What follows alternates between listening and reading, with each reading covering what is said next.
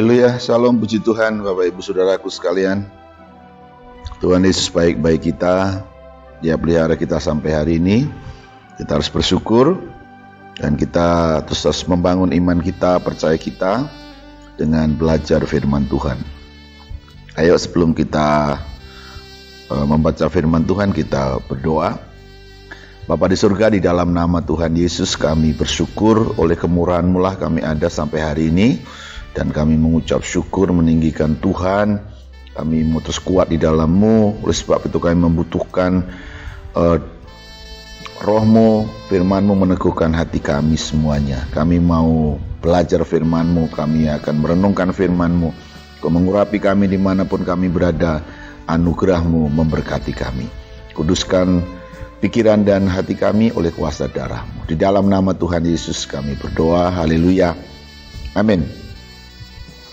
Ya, Bapak Ibu Saudaraku sekalian, hari ini saya ingin mengajak kita membaca dari Yakobus pasal yang pertama, ayat yang kedua dan ayat yang ketiga.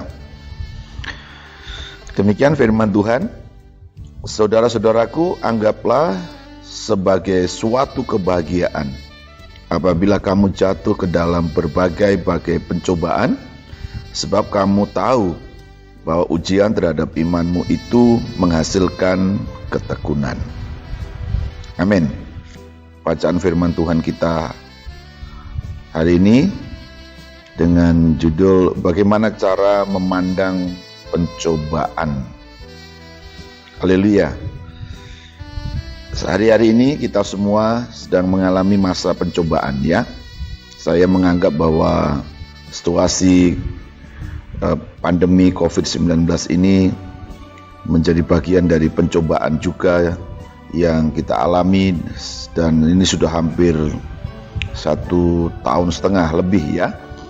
Dan di sana kita merasa sangat dipengaruhi oleh suasana pandemi. Saya menganggapnya sebagai pencobaan juga yang terjadi dalam diri kita, keluarga kita, dan pekerjaan-pekerjaan kita. Tetapi kita harus tahu bahwa dalam perjalanan hidup kita dan perjalanan iman kita, ternyata hal-hal yang tidak baik itu masih terjadi dan akan terjadi. Karena memang selagi kita ada di bumi ini, air mata, kesusahan, kesukaran masih ada dan berlaku bagi semua orang di bumi ini, termasuk juga kita yang percaya kepada Tuhan Yesus Kristus. Apa sih kelebihan dari orang-orang yang percaya kepada Tuhan Yesus? Kelebihannya adalah yang pertama, kita memiliki Tuhan yang kita sembah di dalam Yesus itu adalah seorang yang pernah ada di bumi. Jadi juru selamat kita ini menjadi manusia, menjadi sama seperti kita. Dia pernah mengalami pencobaan-pencobaan. Hanya saja Alkitab berkata bahwa sekalipun dia dicobai, tetapi dia tidak berbuat dosa. Jadi maksud saya adalah kita harus memandang Yesus Tuhan, belajar daripada Yesus Tuhan ketika dicobai. Karena Yesus Tuhan juga dicobai, tetapi dia menang dalam berbagai hal, keadaan yang tidak baik, yang juga bisa membuat dia jatuh. Tetapi kita bersyukur yang kedua, sekalipun dia dicobai, dia menang, dapat mengatasinya. Itulah sebabnya kita yang juga mengalami pencobaan-pencobaan itu, kita dapat belajar dari Tuhan kita Yesus Kristus, supaya kita juga beroleh kemenangan-kemenangan. Amin. Jadi saya rindu supaya orang-orang percaya, kita semua yang setiap hari, setiap minggu, setiap bulan dalam bidang-bidang kehidupan kita itu mengalami banyak pencobaan-pencobaan, itu dapat menyadari bahwa kita harus punya cara bagaimana kita mengatasinya, bagaimana kita memandangnya, bagaimana kita akhirnya menang dengan pencobaan-pencobaan. Itu hal yang sangat penting. Suatu waktu saya pernah diskusi dengan beberapa junior saya bahwa ternyata pencobaan-pencobaan itu selalu ada. Jadi kita tidak boleh membenci pencobaan-pencobaan itu sedemikian rupa Maksud saya juga tidak berarti bahwa kita senang dengan pencobaan itu, kita bahagia dengan pencobaan itu, tapi kita harus punya sikap bahwa pencobaan itu real, pencobaan itu nyata, pencobaan itu ada. Dan kita harus dapat menanganinya dengan baik, dan kita harus belajar dari firman Tuhan. Amin. Itulah kita harus belajar hari ini. Jadi pertama tadi kita belajar dari Tuhan kita Yesus Kristus ya, Bapak Ibu Saudara. Tapi kita lihat dulu apa sih sebenarnya yang dimaksud dengan pencobaan itu ya. Oke, di Alkitab itu ada dua kata yang dipakai yang mirip tetapi berbeda arti. Yang pertama itu adalah pencobaan, yang kedua itu ujian. Saya memandang atau mengerti dua kata ini punya arti yang berbeda. Tapi hari ini kita bicara tentang pencobaan. Jadi pencobaan itu lebih datang dari hal-hal yang negatif atau mendatangkan hal-hal negatif. Tapi arti pencobaan itu dimulai dengan kata mencoba ya. Kalau di kamus, mencoba itu menurut kamus adalah mengerjakan atau melakukan sesuatu untuk mengetahui keadaannya. Jadi untuk tahu hasilnya itu seperti apa, itu mencoba. Nah, pencobaan itu proses dari pencobaan. Hanya saja Alkitab, khusus dalam kitab Yakobus ini, pencobaan itu datang dari hal-hal yang buruk atau negatif ya. Jadi, tapi intinya adalah pencobaan itu adalah proses di mana keadaan itu menjadi baik hasilnya atau justru tidak baik hasilnya. Itu ada hubungannya dengan juga ujian tentang apa-apa yang baik di dalam diri kita. Jadi pencobaan-pencobaan itu sebenarnya juga diizinkan Tuhan. Jadi sebelum bicara ke sana, jadi itu pengertian pencobaan. Proses untuk mengetahui hasilnya seperti apa keadaan itu. Nah, itu namanya pencobaan. Dari proses mencoba namanya ya. Jadi mencoba itu bisa berhasil, bisa tidak berhasil. Itu kata kamus tentang mencoba.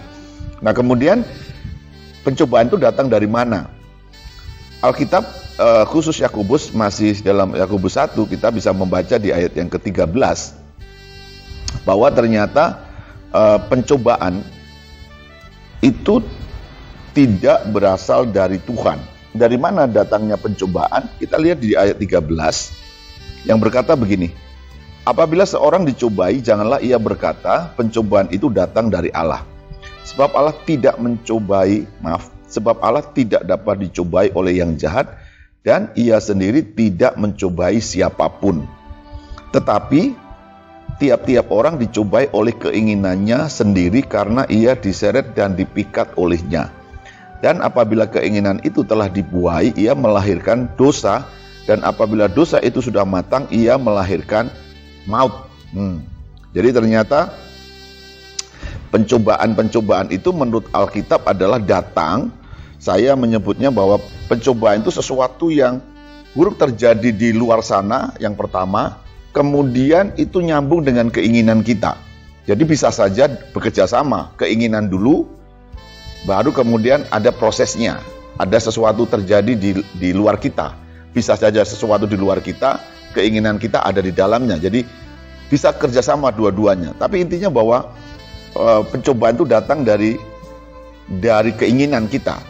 Ya, ini akan memberi garis besar bahwa banyak orang Kristen, banyak orang percaya Yesus itu berkata bahwa pencobaan itu datang dari Tuhan. Ayat kitab jelas berkata tadi bahwa Tuhan itu tidak dapat dicobai, tetapi juga ia sendiri tidak mencobai siapapun. Jadi harus kita belajar Tuhan tidak mencobai. Ya, yang benar adalah Tuhan mengizinkan pencobaan-pencobaan itu.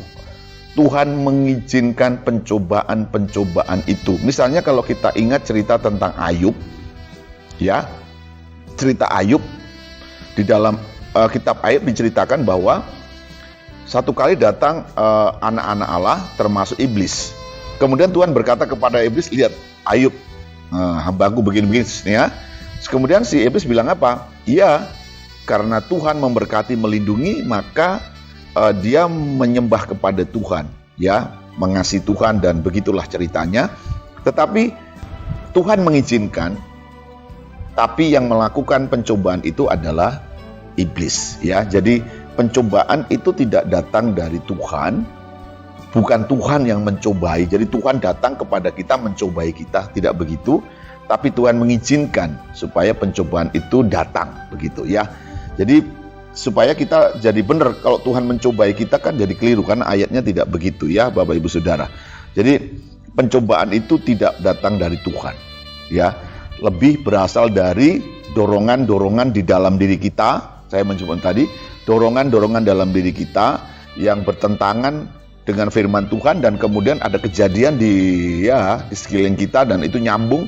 Akhirnya pencobaan itu menjadi bekerja ya bersama-sama, begitu ya. Oke. Nah, sekarang bagaimana cara kita menangani? Saya lebih mau mengajak bagaimana cara kita menangani pencobaan itu.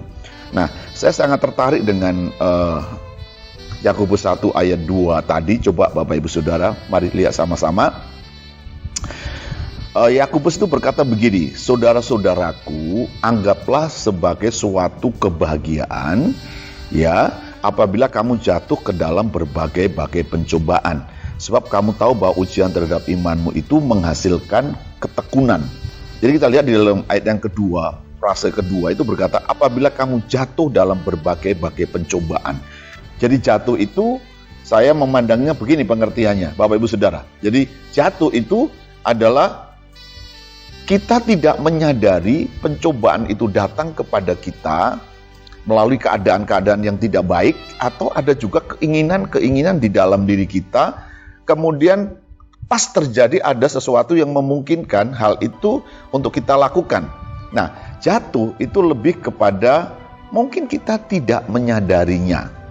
Kita tidak menyadarinya bahwa kita sedang terlibat, atau begini, kita tidak menyadarinya ternyata yang kita lakukan itu sesuatu yang keliru, sesuatu yang bertentangan dengan firman Tuhan. Karena pencobaan itu sebenarnya sedang membawa kita. Jadi kalau kita belajar apa sih isi pencobaan itu? Isi pencobaan itu adalah ingin membawa kita untuk keluar dari kebenaran. Isi pencobaan itu adalah supaya kita meninggalkan kebenaran, kepercayaan kita kepada Tuhan. Karena pencobaan itu kan datang dari si jahat, bukan dari Tuhan, ya. Jadi tujuannya untuk supaya kita meninggalkan keyakinan kita, meninggalkan iman kita, meninggalkan kepercayaan kita. Nah, jatuh itu artinya bisa saja satu waktu kita tidak sengaja, kemudian kita menjadi jatuh. Oke, lalu yang kedua itu adalah saya mengartikan juga adalah mengalami.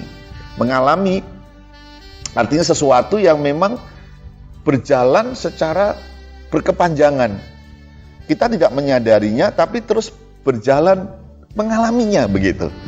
Ya, baru yang terakhir, yang ketiga itu saya menyebutnya namanya terlibat. Nah, terlibat itu adalah proses, ada prosesnya ya, di mana pencobaan itu datang, ya, baik datang mulai dari situasi yang kita lihat, kita dengar, atau sesuatu yang tumbuh dalam diri kita, ada hal-hal yang buruk dan kemudian memungkinkan hal itu terjadi hal yang lebih tidak baik. Tetapi yang saya ingin garis bawahi bahwa pencobaan dalam konsep yang saya masukkan terlibat itu kita menyadarinya. Kita menyadarinya bahwa kita sedang terlibat dalam sebuah pencobaan. Dan kita tahu juga bahwa ada dalam diri kita yang tidak baik, yang sedang keluar, dan itu adalah bagian yang menunjukkan situasi pencobaan itu. Misalnya suasananya, orang yang dicoba itu suasananya kan tidak enak, tidak nyaman, kita merasa tertekan, kehilangan damai sejahtera, dan kadang-kadang kita juga menyadari bahwa kita sedang melakukan yang tidak benar di sana, atau terlibat sesuatu yang tidak benar di sana. Nah, di poin ini sebenarnya dia bisa memutuskan untuk terlibat lebih jauh atau berhenti dan menyadari bahwa ini datang dari si jahat. Ini bagian daripada untuk ya membuktikan bahwa saya sedang harus memilih sesuatu, yaitu kebenaran kah atau hawa nafsu atau keinginan yang tidak baik. Yaitu jatuh namanya ya. Jadi pencobaan itu datang melalui berbagai-bagai ya. Ada bagian dalam diri kita juga yang sepadan, setuju ya, akhirnya jalan sama-sama. Jadi ada jatuh, kemudian membiarkan kejatuhan itu mengalaminya. Tapi yang ketiga itu saya melihat bahwa kadang-kadang yang ketiga itu kita menyadarinya. Jadi khusus untuk Bapak Ibu Saudara yang misalnya yang sudah penuh Roh Kudus, sudah belajar banyak firman Tuhan, bahkan beberapa pelayan, biasanya kalau pencobaan datang itu kita ada kesadaran, ya, ada pengertian. Bahkan kita bisa sudah diperingatkan lebih dulu, kadang-kadang seperti itu. Tetapi persoalannya adalah apakah kita mau mendengarkannya atau tidak.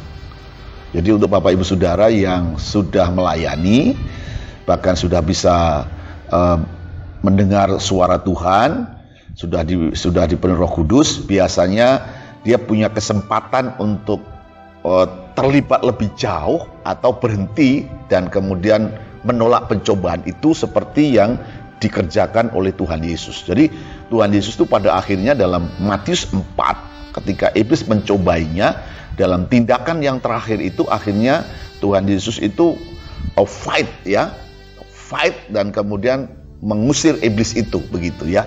Nah, saya percaya bahwa orang-orang yang sudah pernah mengerti belajar firman Tuhan itu ada sebuah situasi atau momen yang cukup untuk membuat kita memutuskan untuk terlibat atau tidak terlibat. Haleluya. Sekali lagi, terlibat atau tidak terlibat lebih jauh. Nah, soal terlibat atau tidak mau terlibat itu tergantung biasanya suasana hati.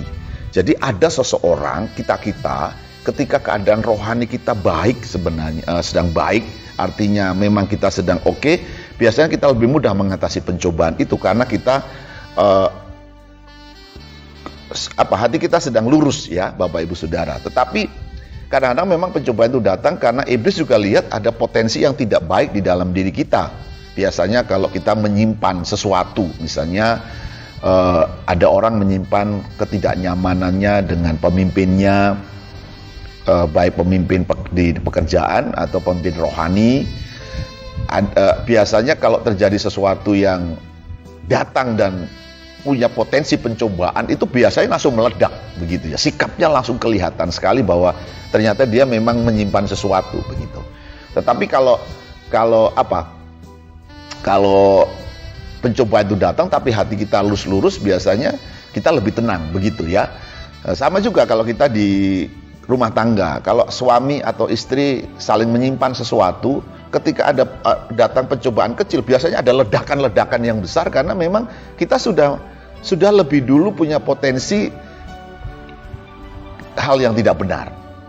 Ya, jadi pertengkaran di berbagai keadaan, di antara teman, di antara suami istri, bahkan di dalam pelayanan itu sebenarnya dimulai karena ada sikap hati yang tidak baik sebelumnya. Ada hal-hal yang sudah tidak baik dalam dirinya, sehingga ketika pencobaan itu datang, akhirnya meluap, meledak, begitu ya. Dan kita terlibat akhirnya dalam pencobaan itu. Nah, disitulah banyak sekali di antara kita akhirnya gagal untuk menangani pencobaan. Saya menyebutnya bagaimana bisa menangani pencobaan, karena dia terlibat dalam pencobaan itu. Haleluya, sekali lagi, kita tidak dapat menangani pencobaan itu dengan benar, ya. Itu karena kita terlibat dalam pencobaan itu. Jadi Alkitab itu menasihati Tuhan Yesus itu supaya kita tidak menyimpan hal yang tidak baik di dalam diri kita tentang apapun juga. Ya, sekali lagi, di keluarga, suami istri, di antara teman saudara-saudara, para pemimpin, di antara pemimpin rohani, jemaat dan pemimpin rohani, saling menyimpan sesuatu sehingga ketika sesuatu yang tidak baik terjadi, itu hanya menjadi bom saja yang akan menjadi pencetus, ya, sumbu pencetus saja dari sebuah ledakan yang tidak baik. Nah, jadi pencobaan itu menjadi membesar karena memang akhirnya kita terlibat. Ya, saya menekankan pencobaan itu menjadi membesar karena kita terlibat. Nah, oleh sebab itu saya hari ini mau mengajak tentang bagaimana cara kita mengatasinya.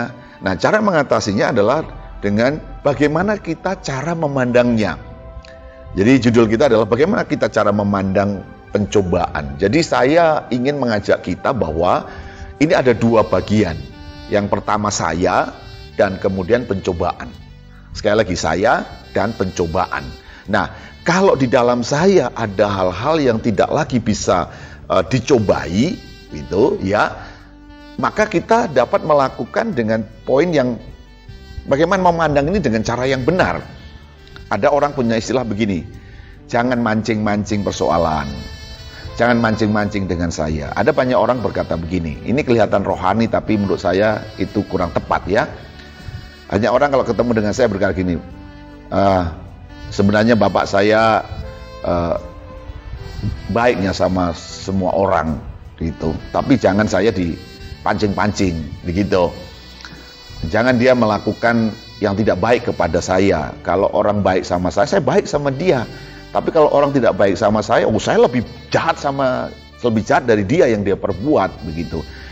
Ini menunjukkan bahwa memang dalam diri kita ada potensi untuk dicobai. Ada potensi jahat yang memang menurut Tuhan itu harus dibuang, dan cara mengetahuinya, nah ini sekali lagi, cara mengetahuinya adalah pencobaan itu seperti benalu di dalam diri kita yang harus kita pahami supaya itu dicabut. Nah, cara mencabutnya adalah akan datang pencobaan begitu. Jadi kita tidak dapat membuang yang tidak baik di dalam diri kita atau mengenali, mulai dengan mengenalinya kalau kita tidak mengetahuinya. Nah, pencobaan itu adalah pencetusnya gitu. Kalau kita memang tidak ada lagi yang perlu dicobai, ya tidak terjadi sesuatu. Coba perhatikan begini, kalau kita ingin pergi mancing dan kemudian mancingnya itu di kolam, ya satu kali pasti dapat ikan, bisa saja. Tapi kalau Bapak Ibu Saudara mancing di kamar mandi, ya tidak akan dapat ikan karena dia nggak ada ikan di sana. Ya, jadi istilahnya begini, ada banyak orang terpancing dengan pencobaan-pencobaan itu karena memang masih ada potensi dalam diri kita yang bisa dipancing begitu. Kalau tidak ada, memang tidak akan terpancing begitu. Nah, untuk itulah mari kita cara memandangnya bahwa memang untuk kita yang masih ada hal yang masih perlu diperbaiki, harus bertobat, dilepaskan, mengerti hal yang tidak baik dalam diri kita. Pencobaan itu bisa mendatangkan sesuatu yang baik di dalam diri kita. Nah, Yakobus itu sampai berkata berbahagia. Saya pikir kalau orang dicobai itu kan gak pernah bahagia, kan lagi emosi, lagi marah, kesel begitu. Tapi jika dia mengerti bahwa melalui pencobaan itu dia mengenali dirinya dengan hal-hal yang tidak baik, nah itu kita dapat berbahagia. Itu maksudnya. Nah, tapi kita hari ini sedang membahas poin tentang bagaimana kita cara memandangnya. Ini hanya untuk orang yang memang secara khusus sudah tidak ada hal yang dipancing dalam diri kita gitu. Jadi kalau masih ada yang bisa dipancing, bisa dicobai, ya bertobat. Bertobat, merendahkan diri. Sekali lagi, kuncinya adalah bertobat, merendahkan diri, menyadari ada yang kurang dalam diri kita, Tuhan pasti mengampuni kita. Amin. Kemudian kalau datang pencobaan lagi, nah bagaimana caranya? Saya mau mengajak begini. Ada kata yang saya lihat agak bagaimana begitu ya. Saudara-saudaraku, katanya, anggaplah sebagai suatu kebahagiaan. Alkitab khususnya penulis Yakobus, penulis kitab Yakobus ini itu berkata anggaplah. Ya, anggaplah itu artinya begini, kalau ada sesuatu yang datang, itu tergantung kita bagaimana kita cara menanganinya. Ya, apa pendapat kita, apa pikiran kita, apa yang harus kita lakukan itu tergantung kita, begitu ya. Anggaplah. Jadi saya menyebutnya ada dua bagian ya, ada dua antara saya dan pencobaan itu. Nah, kita bisa menangani pencobaan itu kalau kita benar cara memandangnya. Saya ingin mengajak kita bahwa pencobaan itu adalah objek. Subjeknya saya. Sekali lagi, pencobaan itu objek. Sesuatu yang di depan saya dan ada saya. Kemudian ketika dia datang untuk melakukan ini dan itu, berkata iya dan tidak atau apa saja, tergantung saya. Jadi anggaplah itu bagaimana cara saya menangani dia. Tapi kalau pikiran-pikiran kita atau hati kita sedang tidak baik, kita tidak akan bisa menganggap sesuatu yang baik, pasti pikiran-pikiran kita menjadi jahat ya, karena anggap itu relatif, tergantung kepada pikiran hati kita benar atau tidak benar, baik atau tidak baik hari itu suasana hati kita. Kalau suasana hati kita tidak baik, pasti kita menganggap pencobaan-pencobaan itu sesuatu yang buruk, sesuatu yang bisa mendatangkan kekacauan begitu. Tetapi sebaliknya, kalau saya baik-baik saja, saya bersama dengan Tuhan dalam kebenaran, maka pencobaan itu saya tempatkan sebagai objek. Bagaimana saya memandangnya? Kalau dia memandangnya, kita pandang dia sebagai musuh, kita pandang sebagai sesuatu yang buruk, dia datang untuk melakukan yang tidak baik, saya bisa menanganinya, begitu. Nah, itu dituliskan kalau kita membaca di dalam kitab Kejadian pasal 4, saya senang dengan Kejadian pasal 4, peristiwa ketika Kain dan Habil itu sedang berjuang, khususnya Kain ya. Jadi Kain itu kan ceritanya sedang tidak nyaman hatinya dengan Habil karena soal persembahan. Tidak banyak ceritanya, tapi intinya Kain itu marah. Ya, marah. Kita baca ayat 7, coba. Apakah mukamu tidak akan berseri jikalau engkau berbuat baik? Tetapi jika engkau tidak berbuat baik, dosa sudah mengintip di depan pintu. Ia sangat menggoda engkau, tetapi engkau harus berkuasa atasnya. Mari perhatikan baik-baik.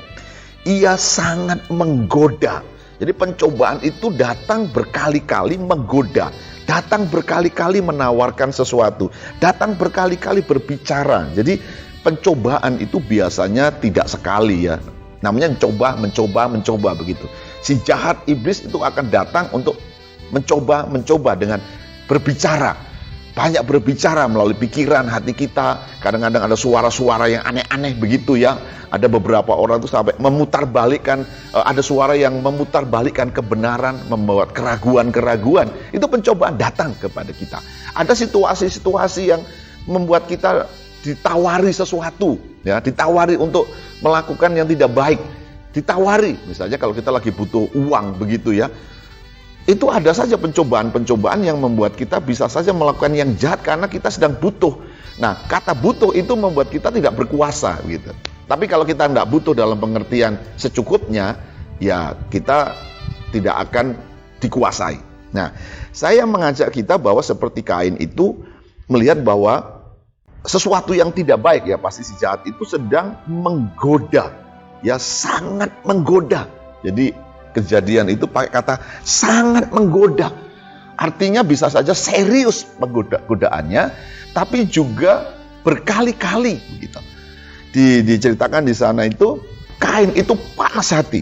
Jadi biasanya orang yang dicoba itu kesel, marah, panas hati, bisa juga pikirannya kacau dan lain sebagainya. Tapi itu masih punya kesempatan. Jadi Tuhan itu berkata begini, ia sangat menggoda engkau, tetapi engkau harus berkuasa. Nah ini, engkau harus berkuasa. Jadi kata berkuasa itu artinya begini, ada saya, ada si penggoda.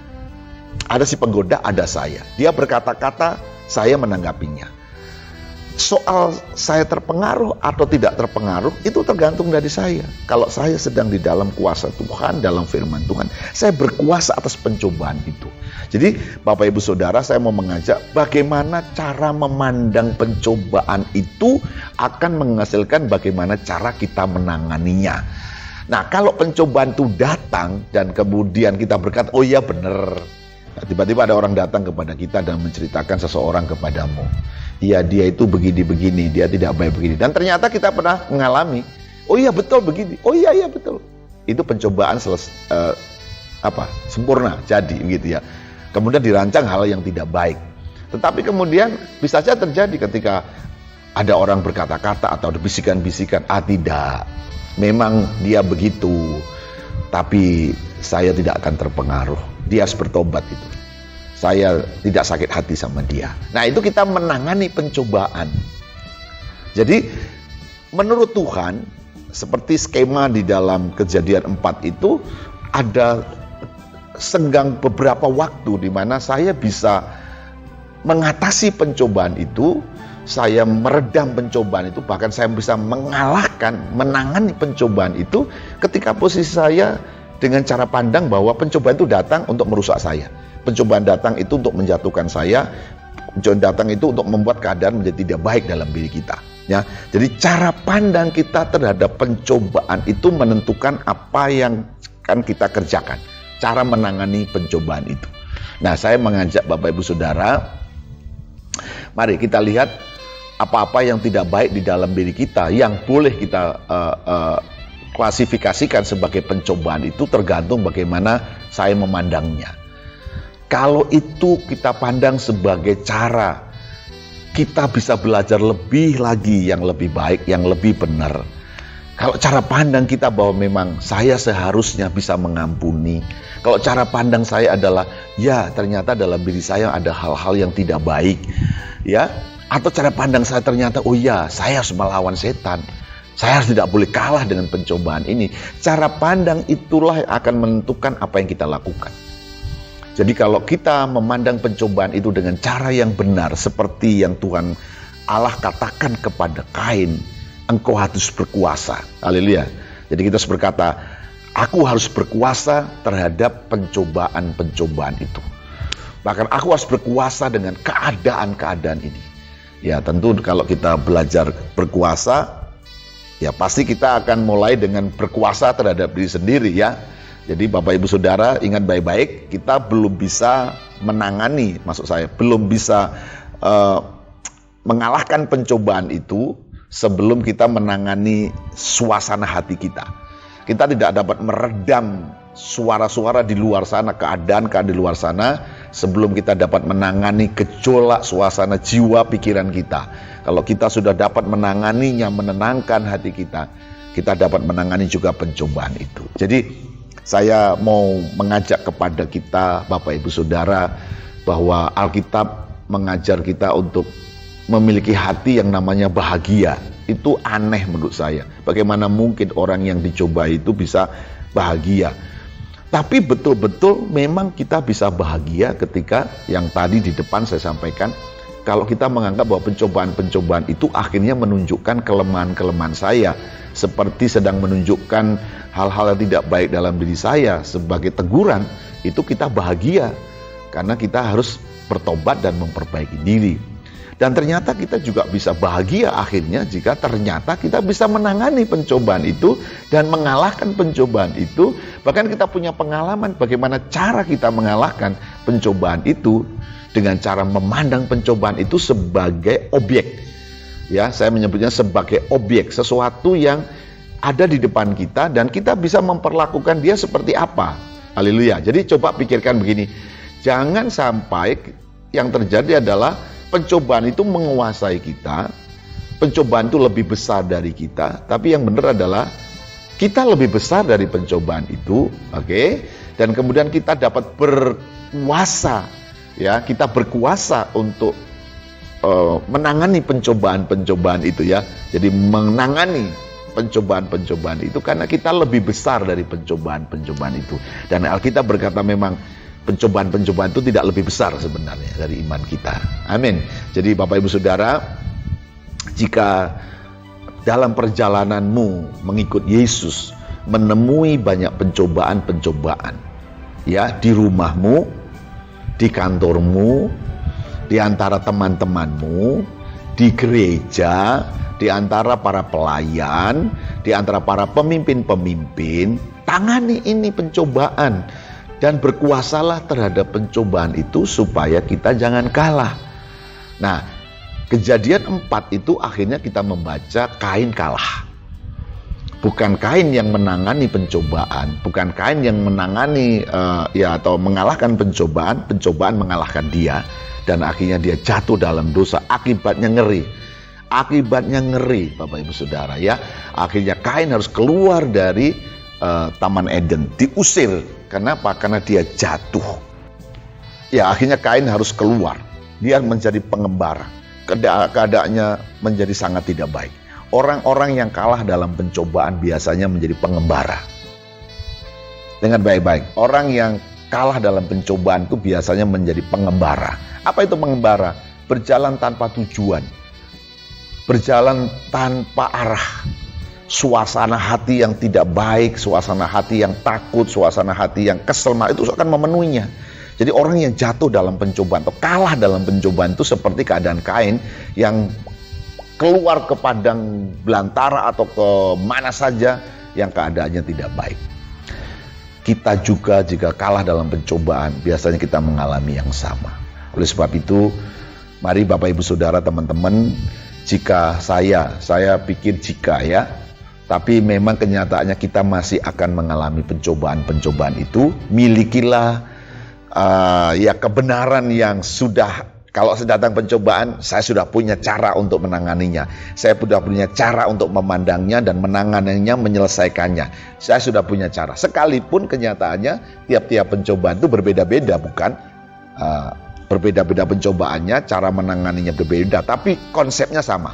Jadikan pencobaan itu sebagai objek, saya subjeknya. Saya ini berkuasa atas pencobaan itu maksudnya, ya. Dan yang terakhir adalah tadi di pelajaran awal adalah sudah tidak ada lagi hal-hal dalam diri kita yang bisa dicobai. Artinya kita sudah merendahkan diri dan kita menyerahkan hidup kita tidak lagi menjadi milikku sendiri, tapi milik Tuhan. Oke, saya berharap firman Tuhan ini akan menerangi hati kita semua. Jika Bapak Ibu Saudara, saya juga mengalami pencobaan, kita dapat memiliki cara yang tepat untuk memandang dan kemudian menangani pencobaan itu, dan kita menang dalam pencobaan itu dan akan menghasilkan hal-hal yang luar biasa. Nanti satu kali saya akan sampaikan tentang hasil dari pencobaan-pencobaan itu seperti apa. Itu sesuatu yang mendatangkan kebahagiaan. Haleluya. Tuhan memberkati, kita berdoa. Bapa di surga, terima kasih. Kami sadar kami masih banyak dalam keadaan-keadaan yang tidak baik. Kami mungkin beberapa waktu sedang mengalami, tapi kami juga masih akan mengalami ketika kami masih ada di bumi ini. Bapa di surga, kebenaran ini biarlah menjadi kebenaran dalam hidup kami, untuk kami dapat memandang seperti apa pencobaan itu, dan kemudian kami dapat menangani pencobaan itu, sehingga kami menjadi orang-orang yang menang di dalam Tuhan.